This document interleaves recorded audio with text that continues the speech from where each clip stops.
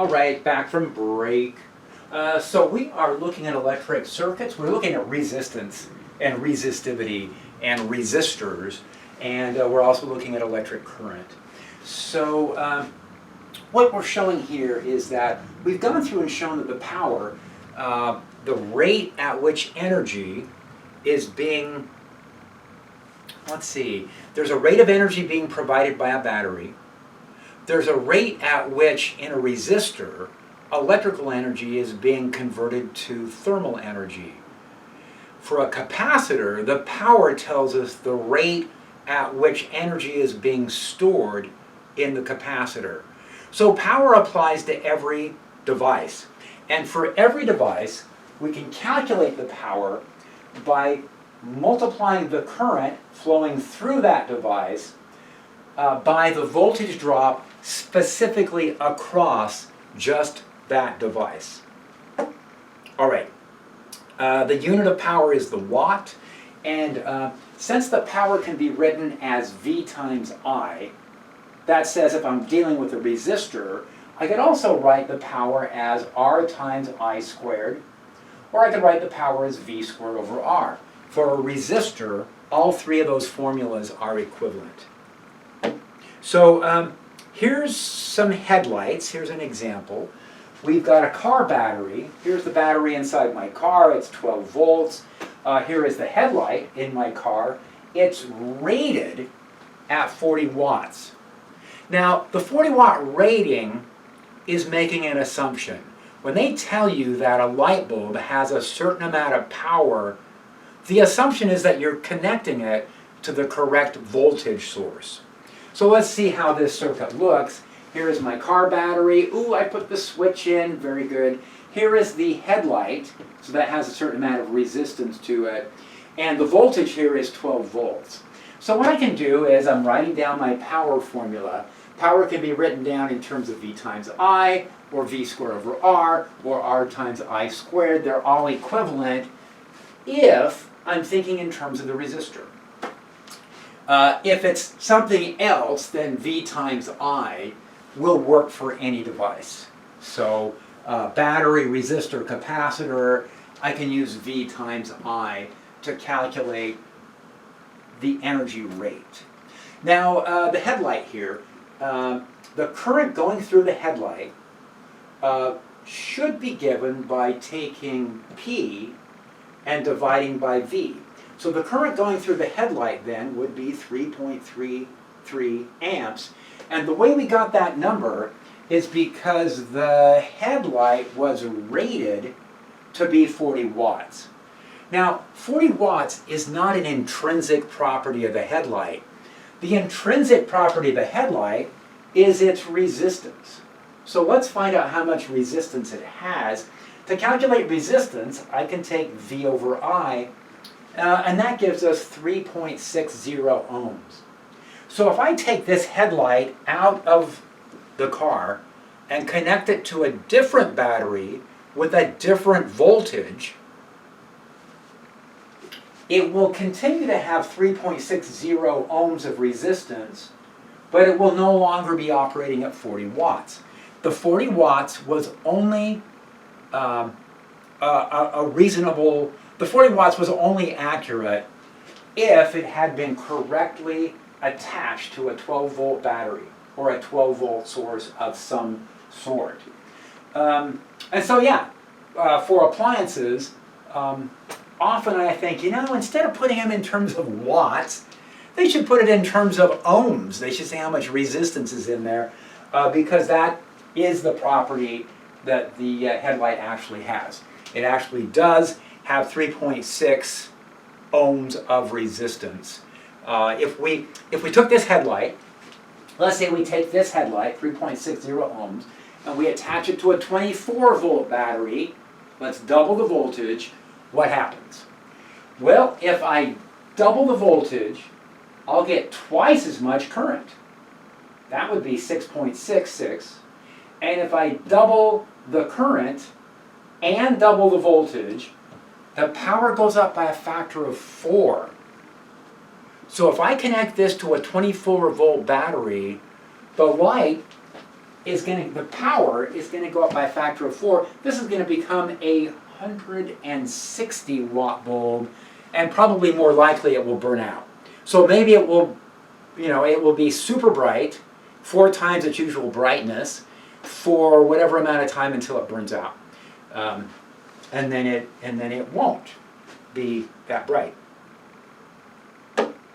All right, let's take a look at the cost of electricity, and it says what you pay for on your electric bill is the amount of energy that you use. This is a common point of confusion, especially when I'm watching news on TV or I'm reading news articles. It's very common that power and energy get mixed up. So let's take a look and see. One of the confusions that comes along with electrical energy is instead of working in terms of joules, which would be standard units, so I'm voting, every election I'm voting for all of the electrical units to be put in joules. Instead of using joules, we use something called kilowatt hours. Now, a kilowatt hour is kind of an interesting unit. It says that if I operate at an energy rate of 1,000 watts, so I've got all this stuff turned on, and I'm using 1,000 joules every second, and that goes on for an hour, then the total amount of energy that I use will be 3.6 million joules. So I'm taking a power, which is the kilowatt, and multiplying it by a time, which is 3,600 seconds.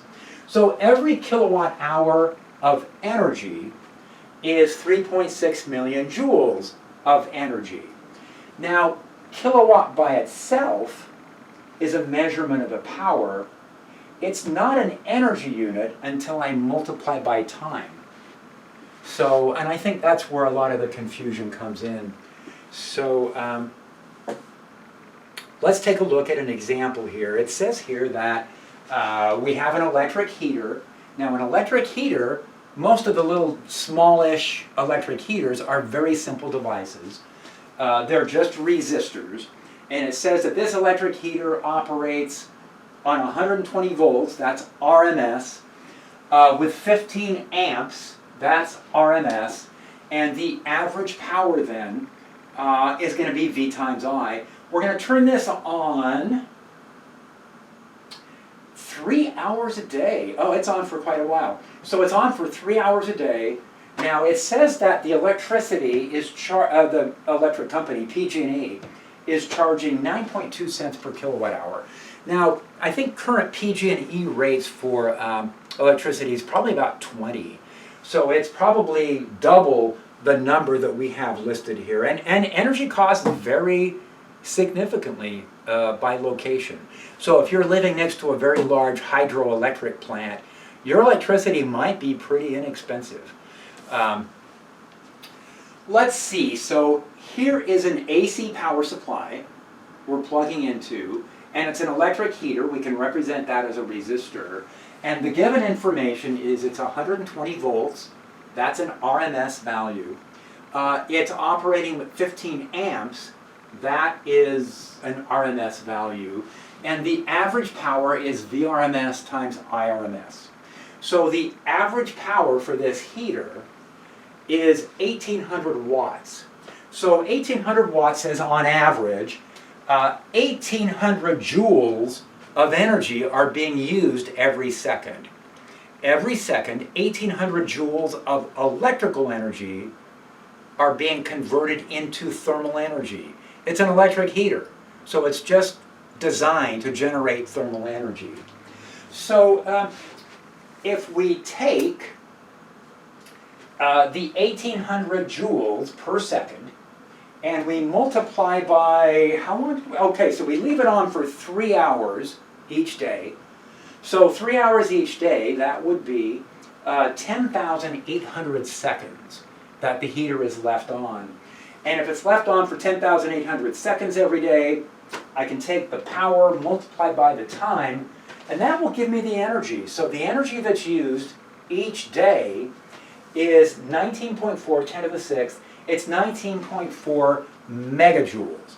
Now notice, I am avoiding the kilowatt hours.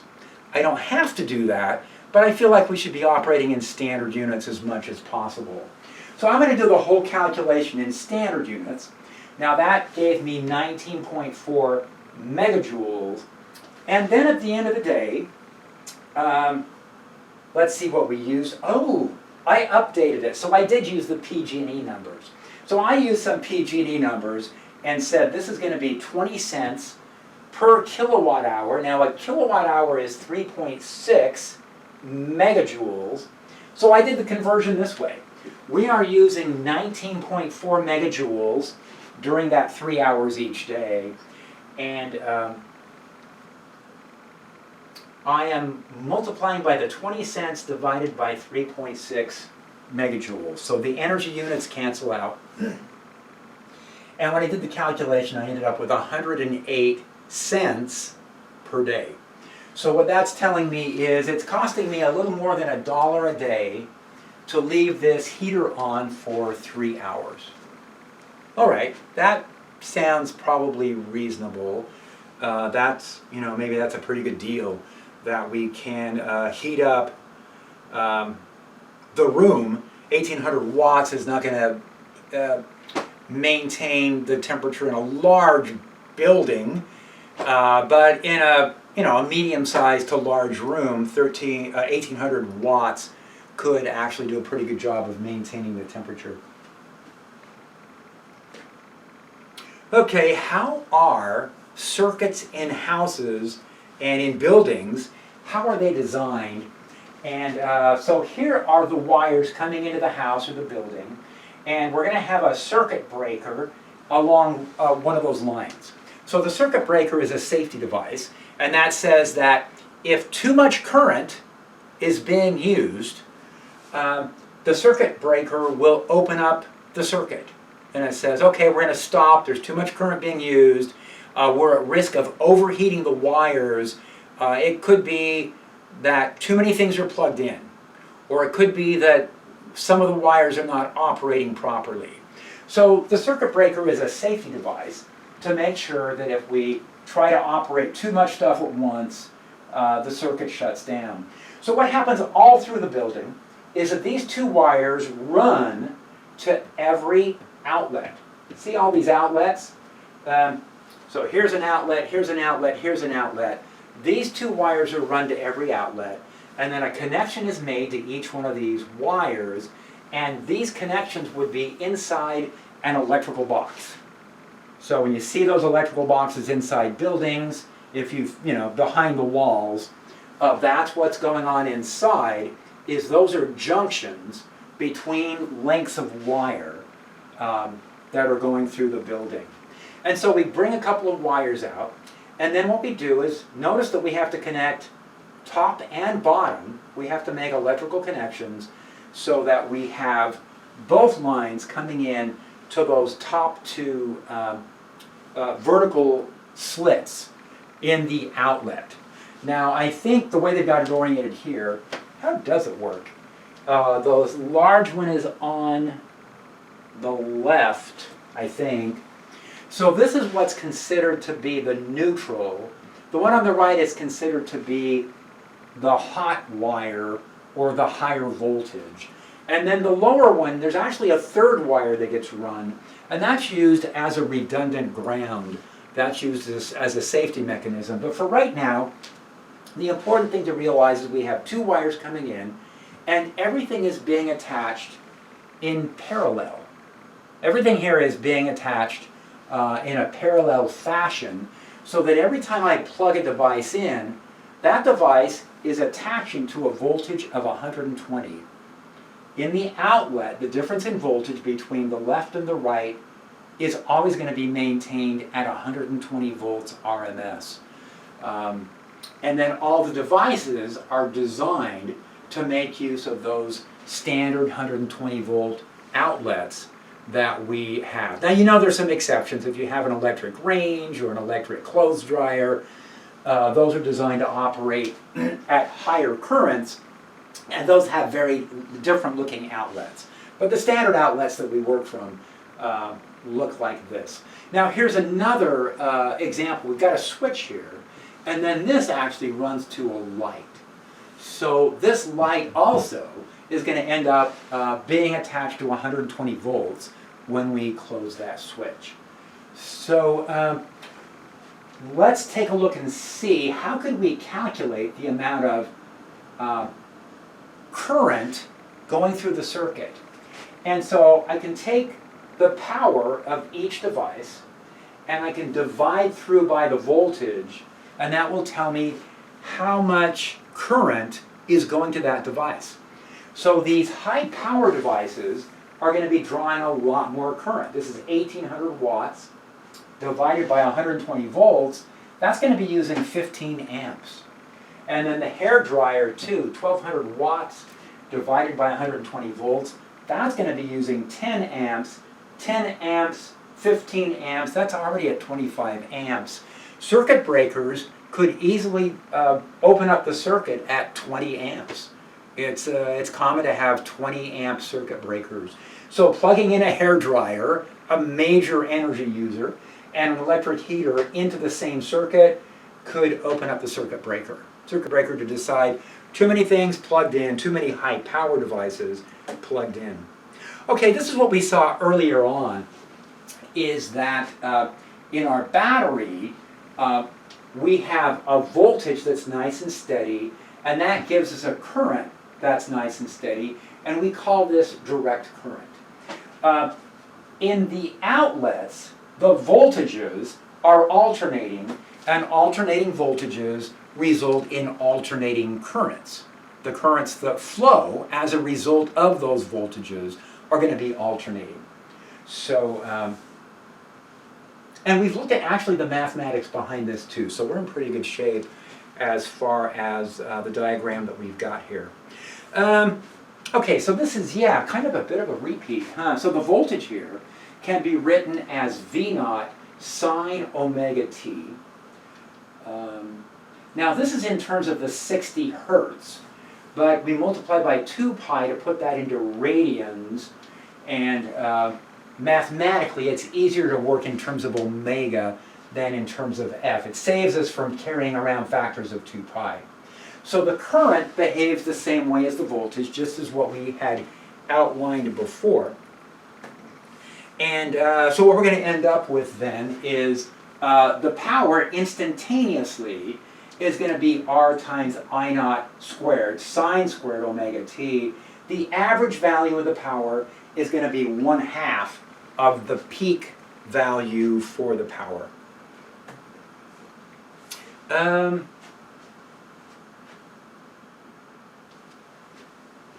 think I went the wrong way. I did. So we are interested, it says usually we're interested in the average power, and that's absolutely true. So we're really interested in, on average, how we can go in and determine how much power, the rate at which energy is being used in an appliance.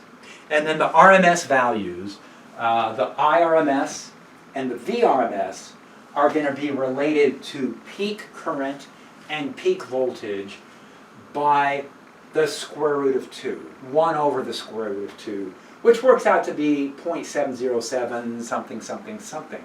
So about 71% of the peak values are the RMS values. All right, here is a hair dryer, one of those really high energy devices. And so it says here, calculate the resistance and the peak current. This is a 1,000 watt hair dryer. Ooh, 1,000 watts. I thought they were like 1,500 or 1,700 or something. Anyway, this is a 1,000 watt hair dryer. That's the rate at which it will be using electrical energy on average. So it's connected to a 120 volt line, and let's go in and calculate these numbers. Now, what it also says in part B is I take my hair dryer that I've purchased in the United States, where the standard voltage is 120 volts, and I travel to Britain, where the standard voltage is 240. Now, fortunately, the outlets look different, and so I can't get my hair dryer to plug in, but if somehow I do, get some kind of an adapter so I can plug directly in, my hairdryer is going to need to get reset to 240 volts. And a lot of electrical appliances that people travel with are provided with a switch or an automatic device that senses the voltage and automatically adapts. But if that doesn't happen, there's a chance we're going to burn out the appliance. Okay, I did not get the numbers done on that one.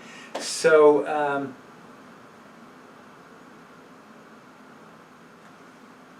we've talked about this before, so I think we're good. I may have to add a slide and put it in when I put the slides in. But if we double the voltage, so if I double the voltage, I am also going to end up doubling the current. So when I plug into a voltage outlet that's twice the voltage, that will not only provide twice as much voltage, it will drive twice as much current. And so the power is going to go up by a factor of 4 because both the voltage and the current are going up. And so instead of being a 1,000 watt hairdryer, this will become a 4,000 watt hairdryer. And that's it.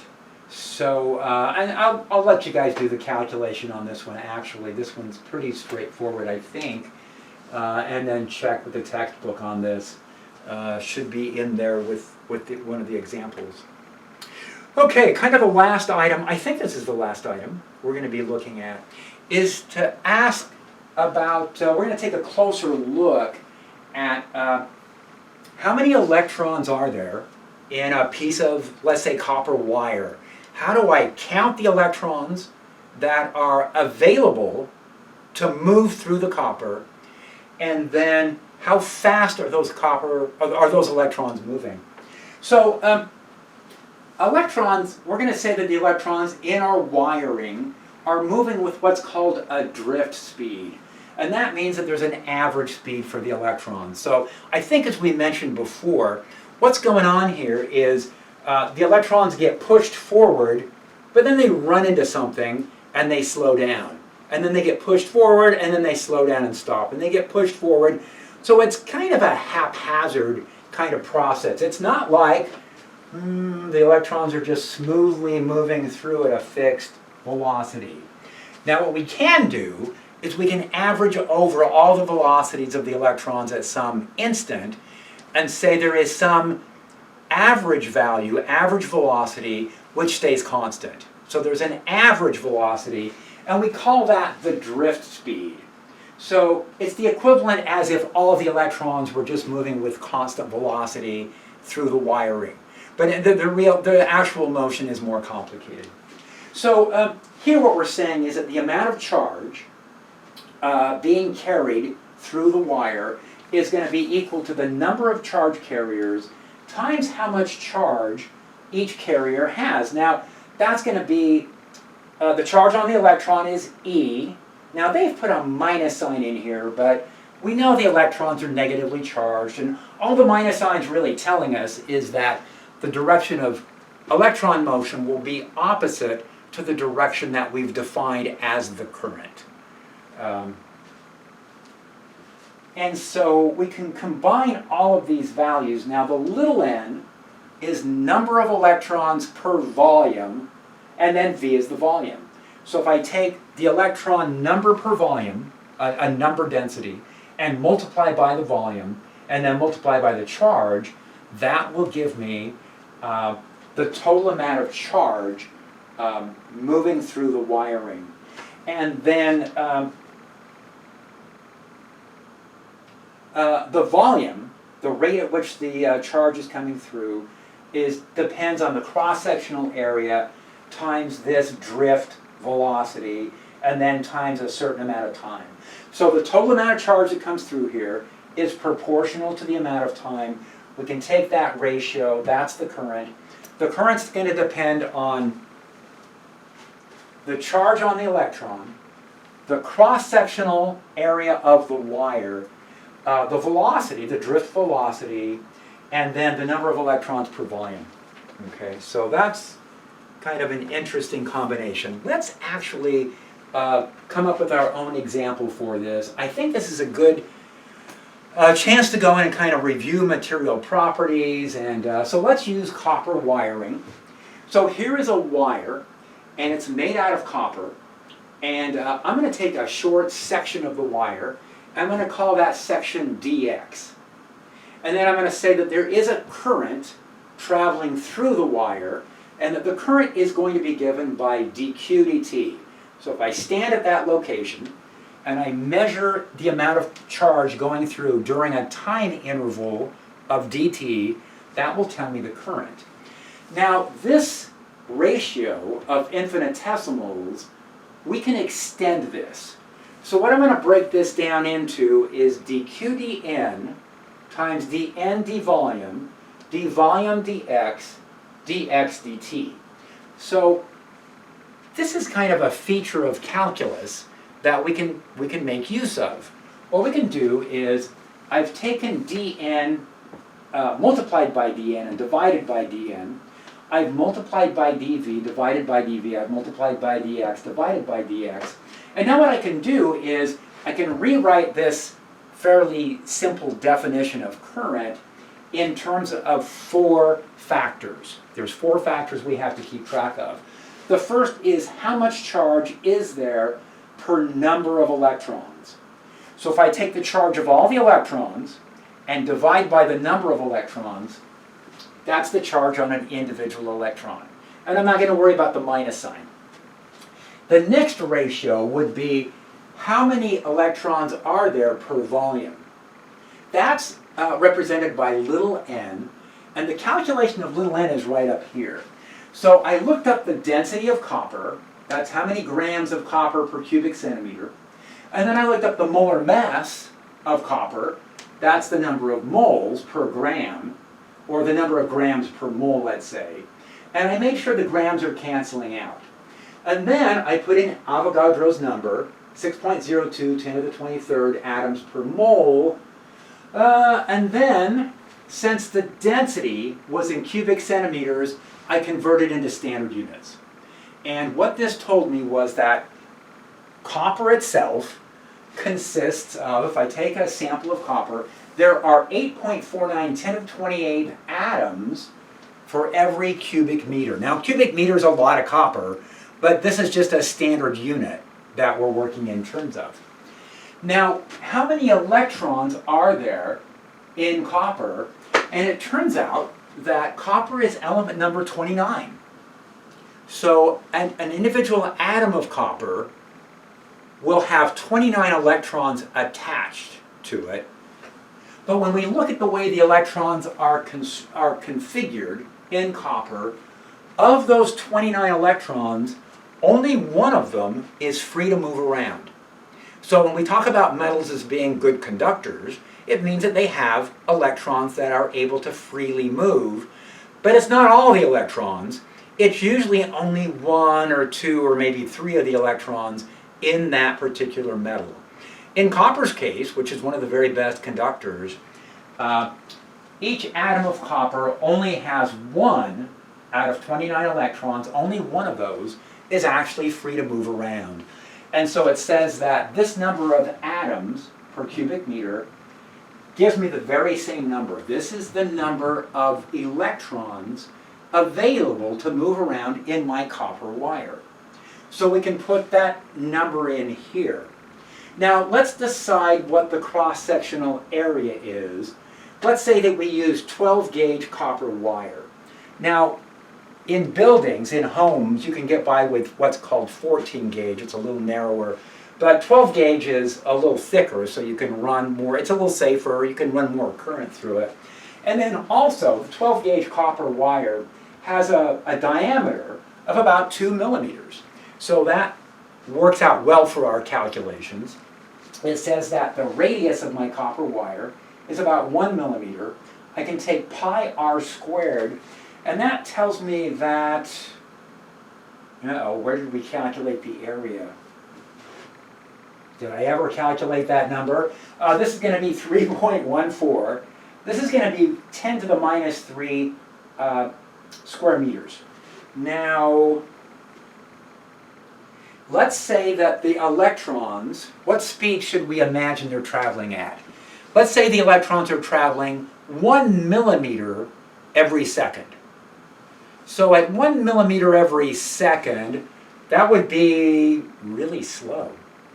So it's going to take, after an hour has gone by, the electrons would have moved from one side of the room to the other. So if I have a section of wire that's a few meters in length, it's going to take an hour for the electrons to move from one side to the other, if it's direct current. But let's go ahead and do that and then plug all the numbers in.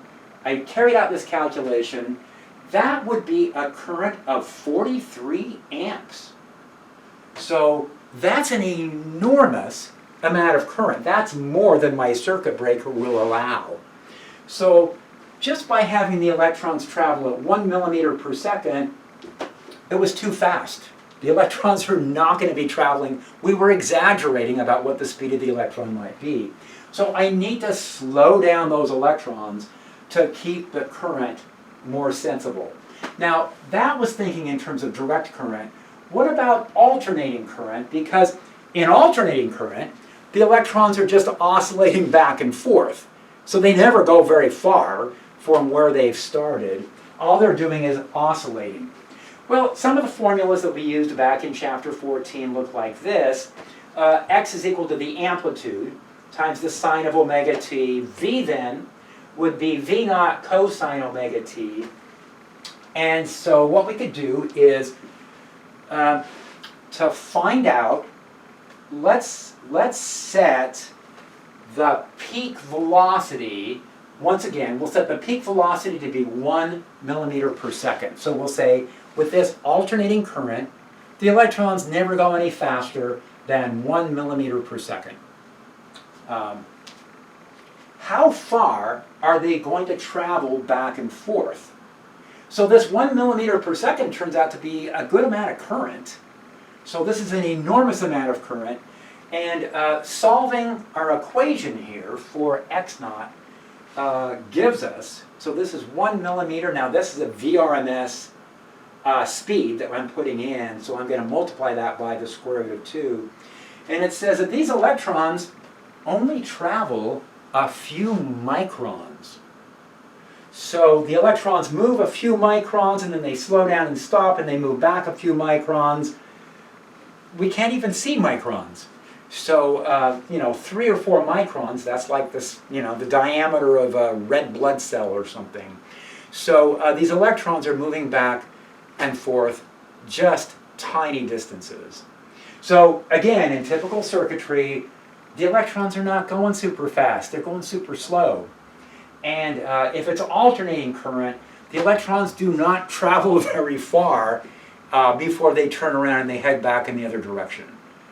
So electricity can be pretty powerful. We can actually design devices that operate on a lot of energy, but the electrons don't have to go fast in order for that to happen. There's plenty of electrons in the copper. Again, if we think in terms of the current, how do we get a larger current? Well, we're not going to change the charge on the electron.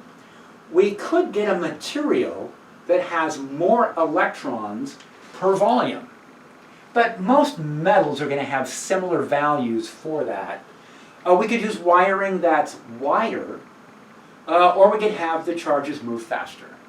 Okay, so that combination of those 4 factors will determine how much current we have.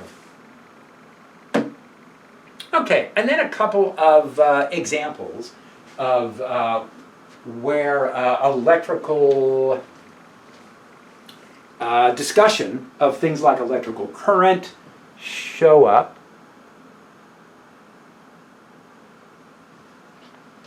And so let's take a look at a couple of examples here.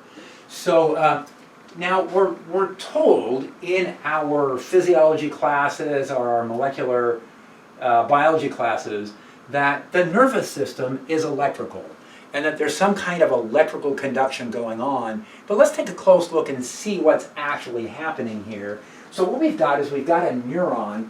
Here is a neuron, here is the cell body, and here is the nucleus. And then here's one of those really, really long axons that's going over and making synapses with other neurons. So, and then here are the dendrites. So signals are coming in through the dendrites from other synapses, and then there's processing that takes place depending on the properties of this cell, and depending on what comes into the dendrites, either the axon fires or the axon doesn't fire. The neuron fires or it doesn't, right, based on this input. And so here's electrical conduction. Now here is the, there's a membrane around this axon, and then there's, there's cellular fluid. There is the cytosol, the cytoplasm, inside there. And then there's a myelin sheath that insulates this axon, and then there's a node of Ranvier. So the way this is going to work, and they've shown that the axon could be much longer, right? So they've kind of cut this off here and shown that the axon could run quite a long distance. So here's a close-up of what's happening along one of these axons. So what's happening inside here is that we have a cell membrane, and this is different concentrations of ions. So in the extracellular fluid, we have higher concentrations of sodium and chloride, and that's not an accident. That's what's been going on inside the cell. So a good part of your resting metabolism goes into pumping sodium out of your axons and allowing potassium to come in. So it's pumping sodium out and pumping potassium in. And what that does is it creates a concentration difference or a concentration gradient. So I've got a higher concentration of sodium outside, a higher concentration of potassium inside. And then what happens is when a signal comes into the axon, here's what's going on. So here's a point of stimulation. So something sets off, opens up the channels here, and allows the potassium and the sodium to cross the membrane. And at that point, that changes the properties of the nearby membrane. So this channel also opens up. And so it's a domino effect. What's happening here is by setting off a signal here, then opening up some channels here for those ions to cross, then that leads to successive opening of channels within this membrane, and that's allowing the sodium and potassium to equilibrate across that membrane.